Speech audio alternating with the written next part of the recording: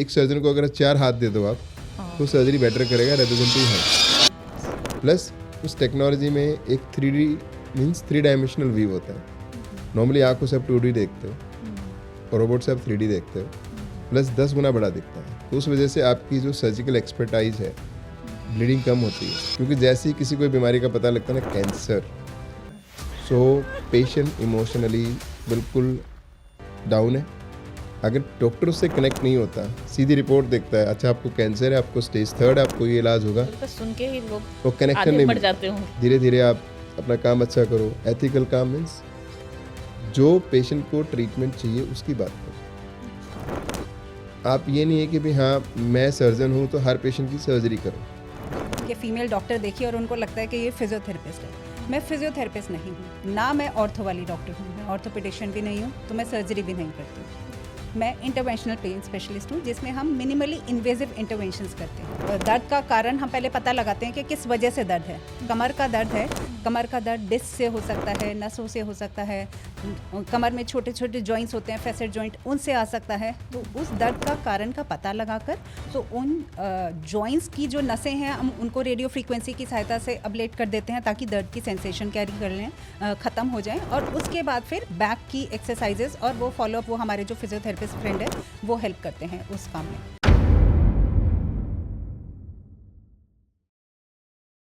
नमस्कार, एक बार फिर से आप सभी का स्वागत है हमारे चैनल में। नाम तो आपको याद ही होगा, टी टॉक विथ एसपी। आज के हमारे गेस्ट हैं डॉक्टर सुरेंद्र दवास जी। इनके बारे में मैं आप सबको क्या बताऊं, आप सब खुद जानते होंगे। ये एशिया के बहुत ही फेमस ऑन्कोलॉजिस्ट हैं, ये सर्जन हैं। बाकी अपने बारे में अभी आपको थोड़ा सा खुद भी बताएंगे। और दूसरी हमारी गेस्ट हैं डॉक्टर नम्रता दवास जी। आपका भी हमारे शो में बहुत बहुत स्वागत है। नमस्कार। नमस्कार जी। डॉक्टर सुरेंद्र दवास जी, सबसे पहले तो मैं चाहूँगी कि ऐसे तो मुझे लगता है भारत ही नहीं, भारत के बाहर भी आप इतने पॉपुलर हैं कि आपको अपना परिचय देने की ज़रूरत नहीं है। लेकिन थोड़ा सा संक्षेप में आप अपने बारे में बताइए कि अभी वर्तमान में आप कहाँ हैं। और कैंसर में आप फेमस एशिया के रोबोटिक सर्जन है, सब जानते हैं, लेकिन थोड़ा सा बताइए कि आपकी क्या स्पेशलाइजेशन है। और आपकी यात्रा जो है, अभी लोगों को लग रहा है कि आप बहुत ऊंचे मकाम पे हैं, लेकिन आपकी यात्रा की जो शुरुआत हुई है, जो संघर्ष है, क्योंकि आज की जो युवा लोग हैं उन्हें लगता है कि बिना संघर्ष के हमें सब कुछ मिल जाएगा। तो मैं चाहती हूँ कि थोड़ा सा आप अपने संघर्ष के बारे में बताइए। मेरा नाम श्वेता डॉक्टर सुरेंद्र दवास और मैं एक कैंसर सर्जन हूँ। और कैंसर सर्जरी मीन्स हर तरह के कैंसर का ऑपरेशन। और मेरी जो जर्नी रही है, हर एक डॉक्टर की एक जर्नी होती है कि पहले आप MBBS करते हो, फिर आप जनरल सर्जरी का कोर्स करते हो, फिर एक स्पेशलाइजेशन में जाते हो। तो मैं कैंसर सर्जरी के स्पेशलाइजेशन में गया। उसके बाद फिर आप और सुपर कुछ भी कहो, आप सुपर स्पेशलाइजेशन करनी पड़ती है, जिसमें मैंने रोबोटिक सर्जरी को चूज़ किया था। अब रोबोटिक सर्जरी मीन्स कि जो हम लेटेस्ट टेक्नोलॉजी की बात करते हैं कि भी रोबोटिक सर्जरी होती क्या है, जी जी। करते कैसे हो, लोगों के सवाल बहुत सारे हैं। बिल्कुल। बट एक ये टेक्नोलॉजी वैसी है कि भी ये सर्जन कंट्रोल्ड टेक्नोलॉजी है, जिसमें सर्जन एक कंप्यूटराइज सिस्टम जिसको हम कंसोल बोलते हैं, उस पर बैठ के सर्जरी करते हैं। अच्छा। और वो सर्जरी इसलिए बेटर मानी जाती है क्योंकि एक सर्जन बैठ के, रोबोट की 4 आर्म्स हैं, चारों सर्जन कंट्रोल करता है, जिसकी वजह से सर्जरी करना ईजी हो जाता है। अच्छा, मतलब बॉडी को टच करने की जरूरत नहीं होती, आप हाँ। कंप्यूटर पे ही सब कुछ कर देते पेशेंट है, हैं। हाँ हाँ। पेशेंट के ऊपर रोबोटिक आर्म्स आ जाते हैं और आप दूर बैठ के सर्जरी करते हो। सो चारों आर्म्स का कंट्रोल एक सर्जन के पास है। इस वजह से एक तरह एक सर्जन को अगर 4 हाथ दे दो आप तो सर्जरी बेटर करेगा रेदर देन 2 हैंड्स।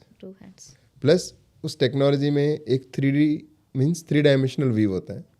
नॉर्मली आँखों से आप 2D देखते हो और रोबोट से आप 3D देखते हो, प्लस 10 गुना बड़ा दिखता है। तो उस वजह से आपकी जो सर्जिकल एक्सपर्टाइज है, ब्लीडिंग कम होती है। आप सर्जरी जो करते हो वो फाइन तरीके से कर सकते हो, तो वो एडवांटेज आपको मिलती है। बट ऐसा नहीं है कि रोबोट आपको अच्छा सर्जन बना देगा। सर्जन आपको अच्छा होना पड़ेगा, रोबोटिक टेक्नोलॉजी उसमें हेल्प करती है आपकी। अब रही मेरी संघर्ष की बात, तो आप जितने भी डॉक्टर्स को देखोगे आज की उम्र में, तो सारे लोग मैक्सिमम संघर्ष करके इस लेवल पे पहुंचते हैं। जी जी। आसानी से कुछ नहीं मिलता, बिल्कुल बिल्कुल। बट आपको एक नया रास्ता चूज करना पड़ता है। एक लाइन है कि मैंने MBBS की, मैंने MS की, मैंने MCH कर लिया और मैं डॉक्टर बन गया। बट आपको अगर अपने फील्ड में एक्सपर्टाइज लेनी है तो आपको आउट ऑफ बॉक्स जाके सोचना पड़ेगा कि मैं एक्स्ट्रा क्या कर सकता हूँ या डिफरेंट क्या कर सकता हूँ। प्लस एक जो आपके टाइम पे कोई भी इमोशनल अटैचमेंट है पेशेंट के साथ, वो चाहिए किसी भी डॉक्टर को। अच्छा। तो जो मेरा फील्ड था कैंसर डिपार्टमेंट, उस डिपार्टमेंट में ज़्यादा चाहिए, क्योंकि जैसे ही किसी कोई बीमारी का पता लगता है ना कैंसर, सो पेशेंट इमोशनली बिल्कुल डाउन है। अगर डॉक्टर उससे कनेक्ट नहीं होता, सीधी रिपोर्ट देखता है, अच्छा आपको कैंसर है, आपको स्टेज 3 है, आपको ये इलाज होगा, तो सुन के ही लोग वो कनेक्शन आधे नहीं मर मिलता। जाते होंगे। तो नॉर्मली क्या होता है कि आप कभी भी पहले उससे नॉर्मल बात करो, हुआ क्या था, क्या करते हो, क्या खाते हो, जस्ट एक कनेक्ट, साइकोलॉजिकली उसको कनेक्ट करो, देन कोई भी कैंसर की बात करो। सो नॉर्मली इस डिपार्टमेंट में ही होता है। तो आउट ऑफ बॉक्स जाके आपको सोचना पड़ेगा, पेशेंट के लिए सोचना पड़ेगा। धीरे धीरे आप अपना काम अच्छा करो। एथिकल काम मीन्स जो पेशेंट को ट्रीटमेंट चाहिए उसकी बात करो। अच्छा। आप ये नहीं है कि भाई हाँ मैं सर्जन हूँ तो हर पेशेंट की सर्जरी करूँ। पेशेंट को कैंसर में कीमो भी चाहिए, कई बार रेडिएशन चाहिए, कई बार सर्जरी चाहिए। आप उसको बहुत क्लियरली ऑनेस्टली बताओ कि आपका ये ट्रीटमेंट बेस्ट है, क्योंकि पेशेंट सेकेंड ओपिनियन लेते हैं, फिर थर्ड भी लेंगे। बिल्कुल अगर आप एक अच्छे डॉक्टर तो फर्स्ट टाइम उनको बेस्ट ओपिनियन दे दो तो आप पे ट्रस्ट ज़्यादा होगा उनका। बिल्कुल बिल्कुल। वो बहुत ज़रूरी है।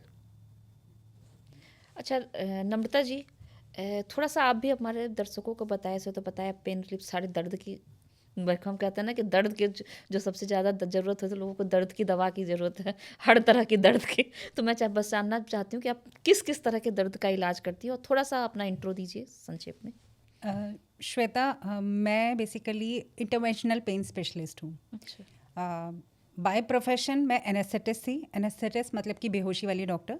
उसके बाद फिर मैंने ये इंटरवेंशनल पेन स्पेशलाइजेशन में फेलोशिप किया, ये वाला काम सीखा। एंड अब मैं क्रोनिक पेन पेशेंट देखती हूँ, मतलब कि जो मरीज जो बहुत लंबे अरसे से दर्द में पीड़ित हैं, भले ही वो किसी भी तरह का दर्द हो, कंधे का दर्द हो, एड़ी का दर्द हो, घुटने का दर्द हो, कूल्हे का दर्द हो, कमर का दर्द हो, या फिर कैंसर का पेन हो, मैं उन सारे दर्दों का इलाज करती हूँ। मैं फिजियोथेरेपिस्ट नहीं हूँ, जो सबसे कॉमन मिथ है सब लोगों को होता है कि फीमेल डॉक्टर देखिए और उनको लगता है कि ये फिजियोथेरेपिस्ट है। मैं फिजियोथेरेपिस्ट नहीं हूँ, ना मैं ऑर्थो वाली डॉक्टर हूँ, मैं ऑर्थोपेडिशियन भी नहीं हूँ, तो मैं सर्जरी भी नहीं करती हूँ। मैं इंटरवेंशनल पेन स्पेशलिस्ट हूँ, जिसमें हम मिनिमली इन्वेजिव इंटरवेंशंस करते हैं, मतलब बिना कोई सर्जरी के कुछ ना कुछ इंटरवेंशंस, और उनसे पेन का इलाज करते हैं। अब उन इंटरवेंशंस में बहुत सारी चीज़ें आती हैं, जैसे कि कोई दर्द का कारण हम पहले पता लगाते हैं कि किस वजह से दर्द है। कमर का दर्द है, कमर का दर्द डिस्क से हो सकता है, नसों से हो सकता है, कमर में छोटे छोटे जॉइंट्स होते हैं, फैसेट जॉइंट, उनसे आ सकता है। तो उस दर्द का कारण का पता लगाकर और फिर कुछ प्रोसीजर्स करके, जैसे एपिड्यूरल न्यूरोप्लास्टी बोलते हैं, होते ये मिनिमली इन्वेजिव हैं, ऑपरेशन थिएटर में करते हैं, लेकिन बगैर कोई सर्जरी किए।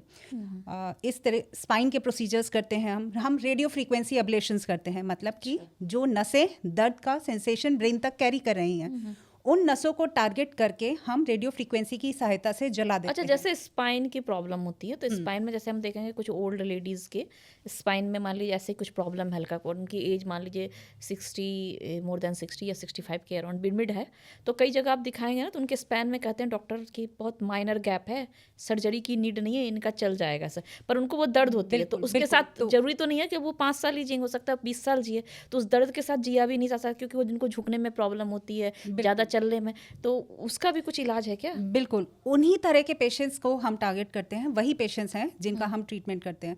तो हमें ये देखना होता है कि ज़रूरी नहीं है कि वो दर्द डिस्क से आ रहा हो सकता है वो डिस्क से ना आकर, जो मैंने बताया कमर में छोटे छोटे जॉइंट्स होते हैं, उनसे दर्द आ रहा हो। तो उन जॉइंट्स की जो नसें हैं, हम उनको रेडियो फ्रीक्वेंसी की सहायता से अबलेट कर देते हैं, ताकि दर्द की सेंसेशन कैरी कर लें, ख़त्म हो जाए। और उसके बाद फिर बैक की एक्सरसाइजेस और वो फॉलोअप, वो हमारे जो फिजियोथेरेपिस्ट फ्रेंड है वो हेल्प करते हैं उस काम में। तो इस तरह के बहुत सारे प्रोसीजर्स हैं। एक बहुत कॉमन है आजकल रीजनरेटिव इंटरवेंशन, रीजनरेटिव जो कि आप ही के ब्लड से थेरेपी दी जाती है, बहुत कॉमनली सुना गया है। प्लेटलेट रिच प्लाज्मा थेरेपी, जो कि बालों वगैरह में उसमें यूज़ करते हैं।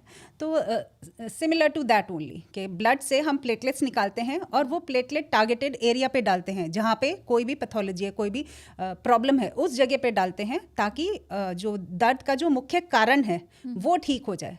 सिर्फ दर्द का इलाज सिर्फ ऐसे ही नहीं कि दवाई खाली, जो दर्द का कारण है उसका पता लगाकर उसका इलाज करते हैं।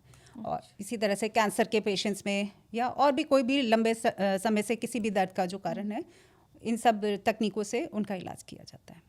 अच्छा, जैसे कैंसर के आपके पास पेशेंट आते हैं, उनको तो आप जैसे बताएं कि रेडियोथेरेपी, कीमोथेरेपी या फिर सर्जरी वो देखने, लेकिन उनका जो दर्द होता है तो कैसा भी तो पॉसिबल है कि उनका जो कैंसर का जो फेज चल रहा है, जैसे कि स्टेज 1, स्टेज 2 लोग बोलते हैं, स्टेज 3 क्रिटिकल, तो जो दर्द है तो ऐसा हो सकता है कि दर्द से आप शिफ्ट कर दे, कि उनका दर्द ये दूर कर दे पहले। सो नॉर्मली श्वेता, जब भी कोई कैंसर टीम हम बनाते हैं ना, तो कैंसर टीम कंप्लीट आज टाइम में ये नहीं कि आपने सर्जन लिया या रेडियोथेरेपी का डॉक्टर या कीमो का डॉक्टर आपके पास, अगर आपकी टीम कंप्लीट हो गई। सो अगर आप कंप्लीट टीम की बात करोगे तो कंप्लीट टीम स्टार्ट होती है साइकोलॉजिस्ट से। अच्छा। और एक प्रिवेंटिव ऑन्कोलॉजी डिपार्टमेंट होता है जिसमें आप स्क्रीनिंग करते हो नॉर्मल लोगों की, किसी को कैंसर की शुरुआत तो नहीं हो रही है। तो इस टीम को कहते हैं preventive oncology team with A psychologist. फिर आपके ट्रीटमेंट वाले डॉक्टर आते हैं, सर्जन्स, रेडियोथेरेपिस्ट और मेडिकल ऑन्कोलॉजिस्ट। फिर आपकी तीसरा पार्टनर आता है onco rehab.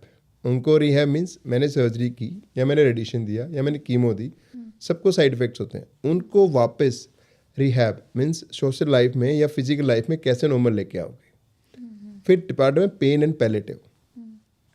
Pen palliative means अगर कोई भी पेशेंट स्टेज 4 का है, मैं ट्रीटमेंट तो दूंगा पर वो एक्सटेंसिव पेन में है, बहुत पेन है, तो मेरा प्रायोरिटी है उसको पेन ना हो, ट्रीटमेंट में स्टार्ट करूंगा। सो उस पेन के ट्रीटमेंट के लिए मेडिसिन्स भी हैं, इंटरवेंशंस भी हैं, जो हम पेन डिपार्टमेंट को पेशेंट को रेफ़र करते हैं ताकि उनका पेन नहीं होगा, तब मैं उनका ट्रीटमेंट शुरू करूँगा, कोई भी कीमो वगैरह या रेडिएशन वगैरह जो भी स्टार्ट करना, ताकि पहले पेन ख़त्म करना है। ऐसे पैलेटिव डिपार्टमेंट है, क्योंकि ज़्यादा ज़रूरी तो है ना, क्योंकि ट्रीटमेंट तो कैंसर का मुझे ऐसा नहीं लगता कि आज शुरू करेंगे 2 दिन में ख़त्म हो जाए, 3 दिन, ऐसा तो हो नहीं सकता है। कैंसर पेशेंट्स का ट्रीटमेंट लंबा चलता है।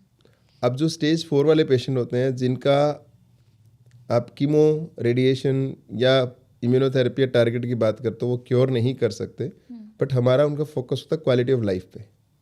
अब क्वालिटी ऑफ लाइफ तभी तो बेटर होगी जब पेन नहीं होगा। पेन नहीं होगा, बिल्कुल। पर एक टाइम आता है जब हम भी हाथ उठा देते भी अब इसका ट्रीटमेंट पॉसिबल नहीं है, but we want a painless journey to death.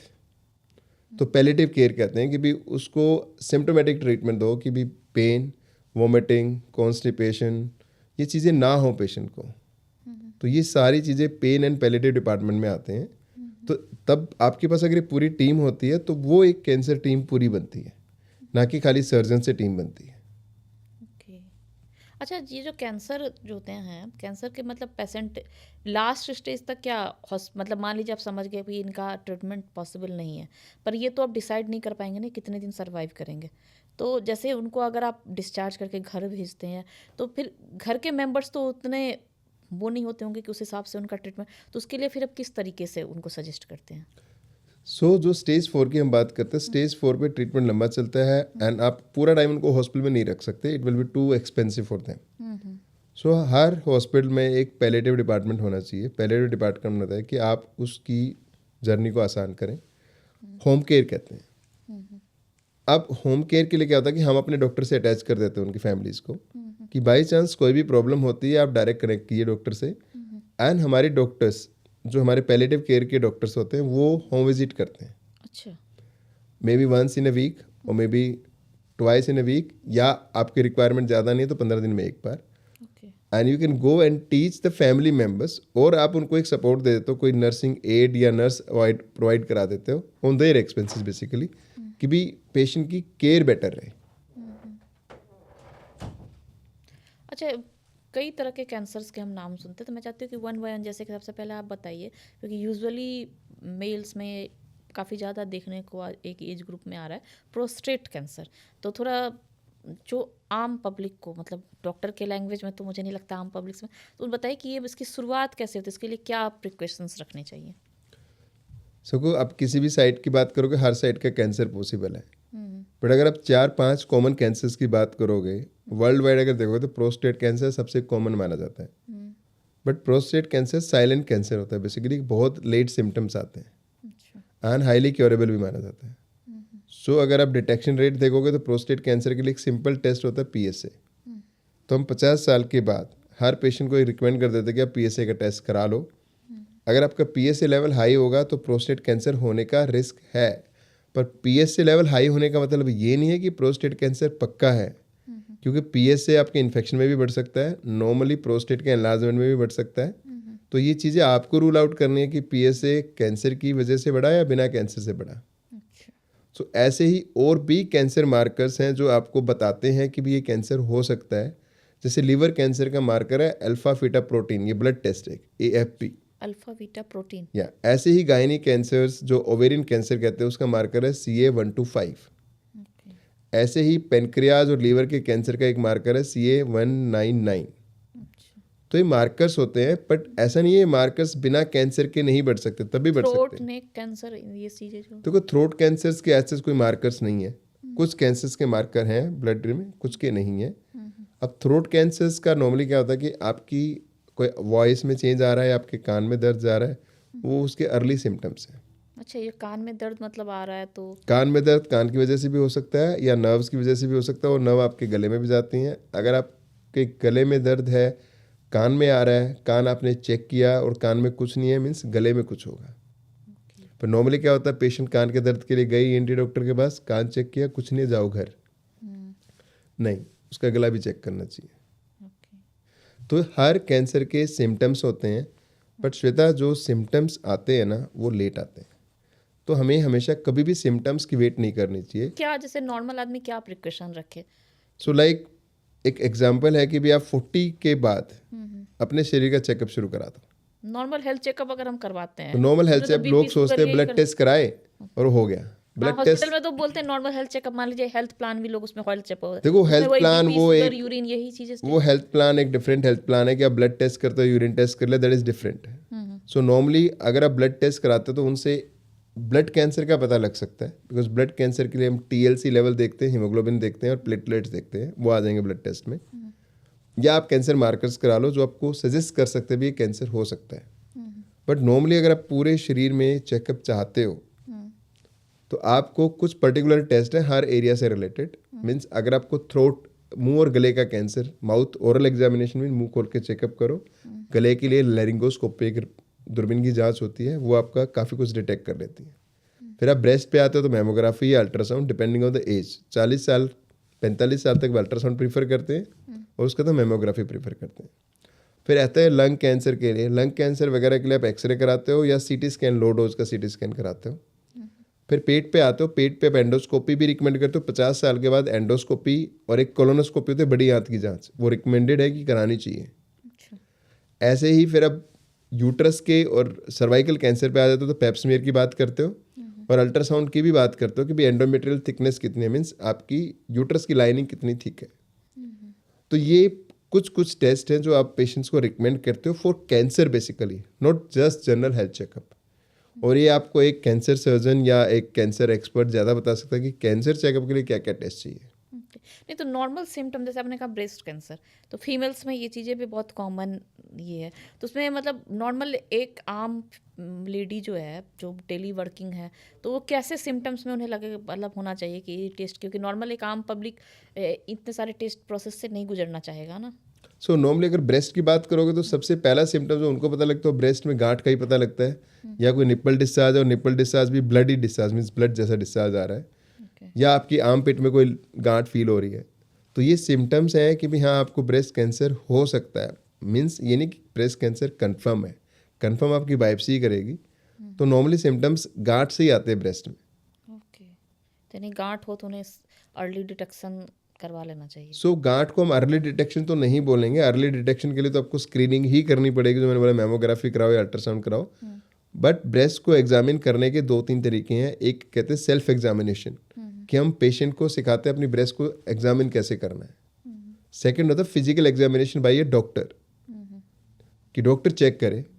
फिर ये चेकअप आता है मैमोग्राफी, अल्ट्रासाउंड या MRI। तो ये चेकअप हैं जो ब्रेस्ट के करने चाहिए। और हम ये कहते हैं कि 25 ईयर्स के बाद, एज के बाद, self examination is must by a patient himself और herself. And then once you are 40+, then you should get an ultrasound और physical examination by a doctor. अच्छा, अभी सर ने जैसे बात की सर्वाइकल कैंसर, तो मतलब सर्वाइकल कैंसर तो खैर बात का स्टेज हो गया, पर सर्वाइकल पेन जो है वो बहुत कॉमन हो गया है। जो वर्किंग लोग हैं उनके आप देखेंगे, जो भी ज़्यादा आजकल सबके वर्क आवर ऐसे ही हुए 9-10 आवर्स तो मोस्टली उससे ज़्यादा ही हो रहे हैं, तो लोगों के कंधे में, नेक में, ये श्वेता तुम सर्वाइकल नहीं, दोनों सर्वाइकल पेन पूछ रहे हाँ, मैं cervical सर्वाइकल pain। पेन में बोल रही हूँ, जो उसमें पेन आ रहा है, तो ये देखो, जो ये है इसका भी क्या आपके इसमें ट्रीटमेंट है? बिल्कुल बिल्कुल श्वेता, देखो मोस्ट ऑफ द पेन तुम्हारा लाइफस्टाइल मॉडिफिकेशन से ही ठीक हो जाते हैं। मतलब क्योंकि प्रोलॉन्ग सिटिंग आवर्स हो गए हैं, गलत पोस्चर में हम बैठते हैं, स्क्रीन पे बहुत ज़्यादा काम करते हैं विदाउट हैंड का सपोर्ट, एंड तो ये जो लाइफस्टाइल मॉडिफिकेशन है वो सबसे इंपॉर्टेंट चीज़ है for all this type of pain. Sedentary lifestyle है, एक्सरसाइज पे ध्यान नहीं देते, या फिर हमने 40-50 साल तक तो कोई एक्सरसाइज की नहीं और ऑल ऑफ अ सडन हम एक दिन जाके जिम जगे और जाके जिम में हम 30-40 किलो के वजन उठा के एक्सरसाइज करने लग जाते हैं, तो वो सारी चीज़ें बिल्कुल गलत हैं। Proper type of training, proper type of exercise, lifestyle modification, अच्छा खाना, quitting the bad habits like smoking and all, इन सब से ये पेन्स के कारण बढ़ते हैं। ठीक है, तो ये सब चीज़ें सबसे इंपॉर्टेंट हैं। हाँ, इन सब के बाद अगर सपोज डिस्क का प्रॉब्लम है, सर्वाइकल डिस्क, आप जैसे गर्दन में डिस्क निकल गई है जिसकी वजह से तो आपके गर्दन में या हाथ में दर्द आ रहा है, हाँ, उन चीज़ों में हमारे कुछ प्रोसीजर्स होते हैं जो कि विदाउट सर्जरी हम प्रोसीजर्स करते हैं और काफ़ी इफेक्टिव मेरा सवाल ये था ना कि जैसे देखिए अभी जो वर्किंग आवर्स है, अब ऑफिस की चेयर है, एक नॉर्मल ऑफिस चेयर, आप भी जानते हो किस टाइप के मतलब होते हैं, तो नॉर्मल पब्लिक जो है उस पर बैठ के काम करना है दिन भर, कुछ ना कुछ, अरे कोई मीटिंग्स हो रही है, कुछ हो रही है, तो मोस्टली चेयर थोड़े से 19-20 डिफरेंस आता है, वही चेयर पे बैठना है, तो 9-10 आवर्स तो रहे कि कभी कुछ लोगों की 12-13-15 घंटे भी ड्यूटी चली जाती है, तो वो देखते हैं कि उसकी वजह से बहुत से लोगों की, मुझे भी कुछ समय पहले ये आया था कि पहले वो जो पेन स्टार्ट होती है वो यहाँ हाथों से होती है, फिर धीरे धीरे गर्दन कंधों में आती है, उसके बाद फिर कभी कभी लगता है कि दोनों हाथों में भी दर्द हो रहा है, तो इसका क्या मतलब, इसका भी कुछ ट्रीटमेंट है परमानेंट क्यों, या फिर मतलब देखो श्वेता, मैंने तुम्हें बताया ना कि लाइफस्टाइल मॉडिफिकेशन का मतलब जब आप ठीक है चेयर पे बैठे हो, आपका भले ही बहुत देर तक बैठना हो रहा है, लेकिन हर थोड़ी देर बाद गर्दन ऊपर उठा के बॉडी को थोड़ा सा स्ट्रेच करना, ये सब कुछ, और प्रॉपर स्ट्रेचिंग एक्सरसाइजेस करना।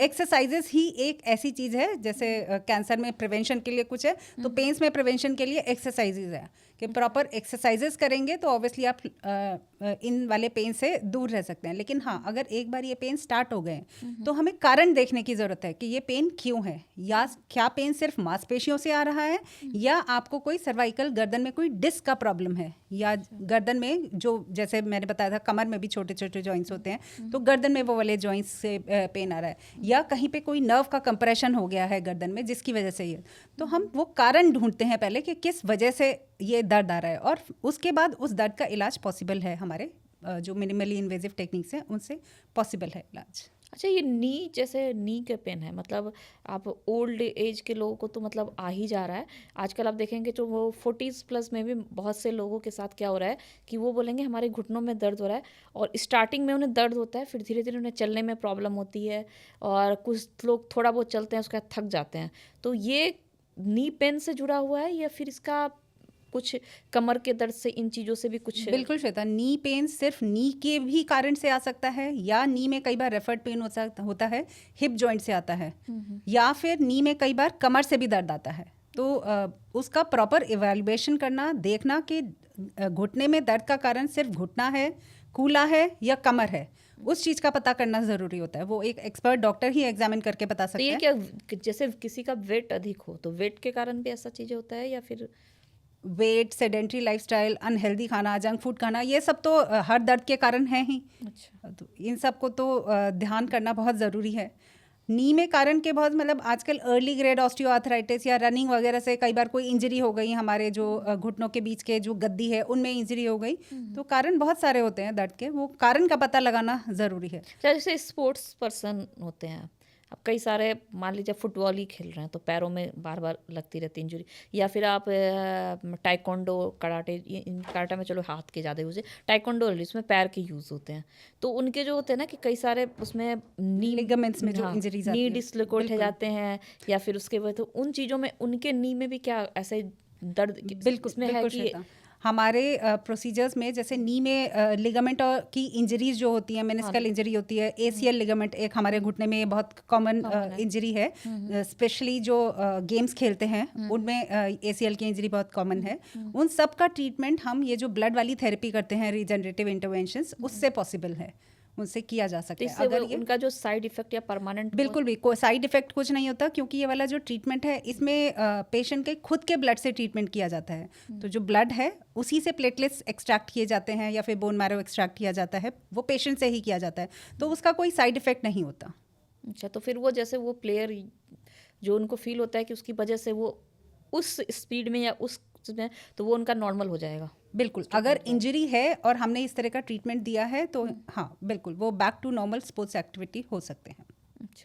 अच्छा, आप दोनों लोग डॉक्टर हैं, अब ये सवाल बारी बारी से दोनों लोग से, पहले तो आपसे पूछती हूँ कि वर्क लाइफ बैलेंस, क्योंकि आप बच्चे भी होंगे, फैमिली रिस्पॉन्सिबिलिटी भी होगी, सोसाइटी भी होगी, ऐसा कोई ह्यूमन बीइंग नहीं है, तो वर्क लाइफ बैलेंस में आपका कंट्रीब्यूशन क्या रहता है, उसको किस तरीके से आप करते हैं? तो श्वेता, मेरा कंट्रीब्यूशन उसको बताना चाहिए, मुझे बताना चाहिए?